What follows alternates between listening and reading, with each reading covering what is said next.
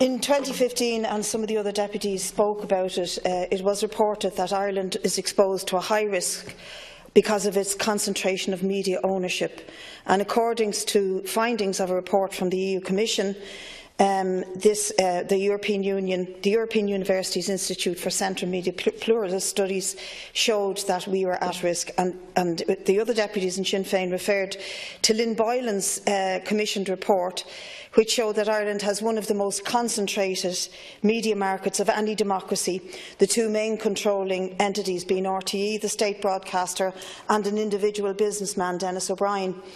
So, along with the actual ownership of Communicore, Denis O'Brien's shareholding in INM, and his, as the report calls it, litigious prolificacy, in other words, his tendency to sue, in detailing 12 lawsuits that he had taken against Irish media outlets and personnel in the last 6 years. Denis O'Brien is listed among the world's most well-off 200 billionaires. And his company, Communicore, that he owns, has 40 radio stations across Europe, including two main ones here, News Talk and Today FM. And together with that, he's the largest shareholder in independent news and media. Now, having sat through a number of lectures over the last few days on the committee, I know the Minister isn't here, and he wasn't there while we had these discussions, but we kept being told that how the discussion of media plurality and diversity would not be threatened by the further amalgamation of media concentration between Denis O'Brien and INM. I find it really ironic that the last report that I mentioned, Lynn Boylan's report, was covered widely by most of the press, for example, the Sunday Business Post and the Irish Times, to name but two, but practically ignored by the independent media group.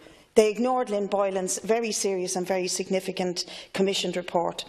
I'm not suggesting for 1 minute that media concentration means that Denis O'Brien or his solicitor are going to ring up the editor or the columnist of the Meath Chronicle or any such paper, but without any direct instruction or suggestion, there is what they call in the trade a chill effect, where one knows, as a journalist or a columnist, that to say or to write such and such would not be in your interest. And for anyone to suggest otherwise is pure nonsense. Some people hold a romantic idea that there was once a golden era in the newspaper and media industry when we held everybody to account. I don't hold that idea, and like Deputy McBarry, I believe that the majority of the media has always been on the side of the rich and powerful and against ordinary workers and protesters, and we've never had papers siding with protest movements and with people power movements that try to deliver change.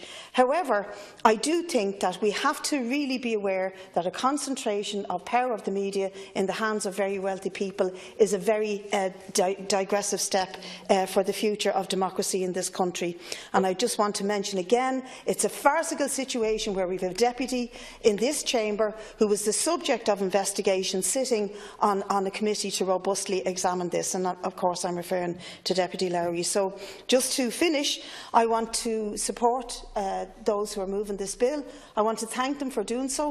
There may be things that need amending in it from our point of view, but we will be supporting it because it is an attempt to deal with what is an extraordinarily serious situation in terms of plurality of the media. This isn't just a business matter, it is a question of fairness, democracy, transparency and access to media. Next we have Deputy Tommy Brewer.